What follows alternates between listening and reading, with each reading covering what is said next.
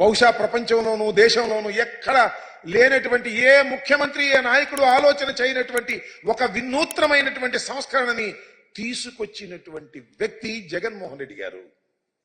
తీసుకురావడమే కాదు, ఎన్నికల్లో వాగ్దానం చేశారు, ఎన్నికల తర్వాత అమలు చేశారు. 4 విడతలుగా 6,000 కోట్ల పైచిలకు 4 విడతలుగా వేసి 26,000 కోట్ల రూపాయలు తల్లుల ఖాతాల్లోకి వేసినటువంటి వ్యక్తి జగన్మోహన్ రెడ్డి గారిని మనవి చేస్తున్నాం. ఇలాంటి ఆలోచన చేసినటువంటి వ్యక్తి జగన్మోహన్ రెడ్డి గారు. అలాంటి ఆలోచన చేసినటువంటి వ్యక్తిని జగన్మోహన్ రెడ్డి గారిని ఇప్పుడు కొత్తగా 4వసారి ముఖ్యమంత్రిగా అయినటువంటి చంద్రబాబు నాయుడు గారు ఇష్టం వచ్చినట్టు మాట్లాడుతున్నాడు. దెయ్యం అంటాడు, సైకో అంటాడు, పిచ్చోడు అంటాడు, ఒక వ్యక్తి రాష్ట్రాన్ని సర్వనాశనం చేశాడు అంటారు. ఏమండి చంద్రబాబు నాయుడు గారు, 14 సంవత్సరాలు ముఖ్యమంత్రిగా మీరు చేసినప్పుడు రానటువంటి ఒక గొప్ప ఆలోచన వచ్చినటువంటి వ్యక్తి జగన్మోహన్ రెడ్డి గారు సమాజం గురించి ఆలోచించినటువంటి వ్యక్తి అని ఈ సందర్భంగా నేను చెప్పదలుచుకున్నా. అయితే సరే, 5 సంవత్సరాలు అమలు చేశాం. మళ్ళా తెలుగుదేశం కూటమి కూడా ఈ అమ్మ ఒడి కార్యక్రమాన్ని కాపీకొట్టింది. 15,000 రూపాయలు జగన్మోహన్ రెడ్డి గారు ఇస్తున్నాడు. కేవలం కుటుంబంలో 2 చదువుకుంటే, 3 చదువుకుంటే, 4 చదువుకున్నా ఒక్క 1,500 ఇస్తున్నాడు. 15,000 మమ్మల్ని అధికారంలోకి తీసుకురండి. కాపీ కొట్టడమే కాకుండా కొట్టారు. కొట్టనేయండి, ఒక మంచిదాన్ని కాపీ కొడితే తప్పేం లేదు. దాన్ని ఇంకొద్దిగా ముందుకు వెళ్ళారు. ముందుకు వెళ్ళి 2 ఉంటే 30,000, 3 ఉంటే 45,000, 4 ఉంటే 60,000 రూపాయలు మీ ఇంటికి తీసుకొచ్చి ఇచ్చేటటువంటి కార్యక్రమం చేస్తాం. అమ్మఒడి కాదు మాది, తల్లికి వందనం అని పేరు మార్చారు. ప్రజలు అట్రాక్ట్ అయ్యారేమో, పాపం ఓట్లు వేశారు, గెలిపించారు. ఇచ్చిన మాట నిలబెట్టుకోవాల్సిన బాధ్యత ఉందా లేదా చంద్రబాబు నాయుడు గారికి అని అడుగుతా ఉన్నా. ఇచ్చిన మాట నిలబెట్టుకొని శభాష్ అనిపించుకోవాలి కదా. చంద్రబాబు నాయుడు గారు ఎన్నికల్లో తీవ్రంగా ప్రచారం చేసుకున్నారు. జగన్మోహన్ రెడ్డి గారు ఒక్క పిల్లవాడికే ఇస్తున్నాడు, నేను వస్తే 4గురికైనా ఇస్తా, 5గురికైనా ఇస్తా, 3గురికైనా ఇస్తానని చెప్పేసి ఒక చంద్రబాబు నాయుడు గారే కాదు, కూటమిలో ఉన్నటువంటి అందరూ కూడా ప్రచారం చేశారు. సూపర్ 6 అన్నారు. సూపర్ 6 ఇది ప్రధానమైంది. చూడండి వాళ్ళు ఏ విధంగా ప్రచారం చేశారో ఒక్కసారి. అది మహాలక్ష్మి అని, మహాశక్తి పథకం అని చెప్పేసి కొన్ని పద్ధతి, మహాశక్తి తల్లికి వందనం పథకం కింద మీ ఇంట్లో ఎంతమంది పిల్లలు చదువుతుంటే వారందరికీ ఒక్కొక్కరికి ఏడాదికి 15,000 రూపాయలు అన్నారు. మళ్ళీ సూపర్ 6 అని వదిలిపెట్టారు. ఆ సూపర్ 6 ఒకసారి సూపర్ 6లో కూడా చాలా ప్రయత్నం చేశారు. సూపర్ 6లో కూడా కొద్ది పెద్దది, సూపర్ 6లో రెండోదే. ఆ సూపర్ 6లో చాలా పెట్టారు అనుకోండి. ఆ సూపర్ 6కు సంబంధించి యువతకు 20 లక్షల ఉద్యోగాలు, నెలకు 3,000 నిరుద్యోగ భృతి. సరే ఇస్తారో లేదో చూద్దాం. ఇది స్కూలుకు వెళ్లే ప్రతి విద్యార్థికి ఏడాదికి 15,000 రూపాయలు. మేమిస్తుంది ఏంటి జగన్మోహన్ రెడ్డి గారు? ఎంతమంది పిల్లలు వెళ్ళినా 15,000 రూపాయలు. కానీ మేము అధికారంలోకి వస్తే, కూటమి అధికారంలోకి వస్తే ఎంతమంది పిల్లలు వెళితే అంతమంది ఇంటూ 15,000. 2 వెళ్తే 30,000 ఈ రకంగా చెప్పుకొచ్చారు. ఇది వీటిలో పెడతానే కాదు, ఎన్నికల ప్రచారాలకు వెళ్ళినప్పుడు ఎంత బ్రహ్మాండంగా చెప్పారో. ఇంటింటికి వెళ్ళి ఒకచోట 4 పిల్లలు కనపడితే, అమ్మా నీకు 15,000, నీకు 15,000, నీకు 15,000, నీకు 15,000, 4గురికి 60,000 వచ్చేస్తాయి గుద్దేని సైకిల్ మీద అని సైకిల్ వేసుకెళ్ళి చెప్పాడు ఆయన. ఇంటింటికి వెళ్ళి ప్రచారం చేశారు.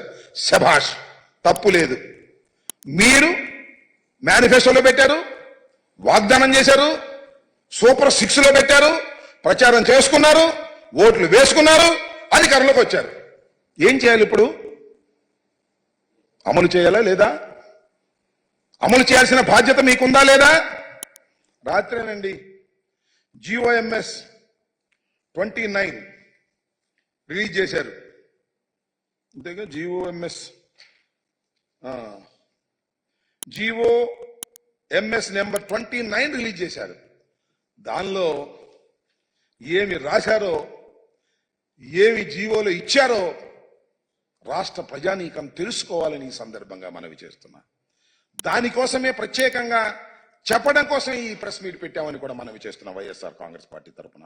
ఆ జీవోలో ఉన్నటువంటి అంశాలు ఒక్కసారి హైలైట్ చేద్దాం. చూడు, ఎస్, ఆ పైన ఉన్నాయి చూడండి. As a part of government issued flagship program, the government under Talliki Vandanam scheme is providing financial assistance of 15,000 rupees per annum, shabash, to each mother or recognized guardian who is below poverty. Sir, adi below each mother, not each student. Prati talliki 15,000 రూపాయలు ఇస్తారు. ఎలాగా? జగన్మోహన్ రెడ్డి గారు ఎలా ఇచ్చారో అలాగే ఇస్తారు. ఒక తల్లి 2 బిడ్డల్ని స్కూలుకు పంపితే 30,000 ఇవ్వరు. 3 పిల్లల్ని పంపితే 45,000 ఇవ్వరు. 4 పిల్లల్ని పంపితే 60,000 ఇవ్వరు. ఎంతమంది పిల్లల్ని పంపినా 15,000 రూపాయలే ఇస్తారు. ఏంటిది? What is this? ఇది సూపర్ 6 కాదే? సూపర్ మోసం కాదా అని అడుగుతా ఉన్నా. ఇది తల్లికి వందనమా? కాదే. తల్లికి మోసం కాదా అని అడుగుతా ఉన్నా నారా చంద్రబాబు నాయుడు గారు. అదేవిధంగా కూటమి నాయకులు ఆలోచన చేయమని మనవి చేస్తున్నా. ఇవాళ మీరు చేసినటువంటి పని ఎంత దారుణమైనటువంటి అంశం అంటే, ఎంతమంది ఉన్నారండి తల్లులు ఈ రాష్ట్రంలో? మా లెక్క ప్రకారం లాస్ట్ టైం ఇప్పుడు పెరిగి ఉంటారు. 42,61,965 మంది తల్లులు 2023లో ఆ తల్లుల ఖాతాల్లో జగన్మోహన్ రెడ్డి గారు వేశారు. 6,392 కోట్ల రూపాయలు ఆ రోజున వేయటం జరిగింది. అంతమంది తల్లుల్ని మోసం చేయటం కాదా అని అడుగుతా ఉన్నా నారా చంద్రబాబు నాయుడు గారు. అసలు నాకు తెలియక అడుగుతలే.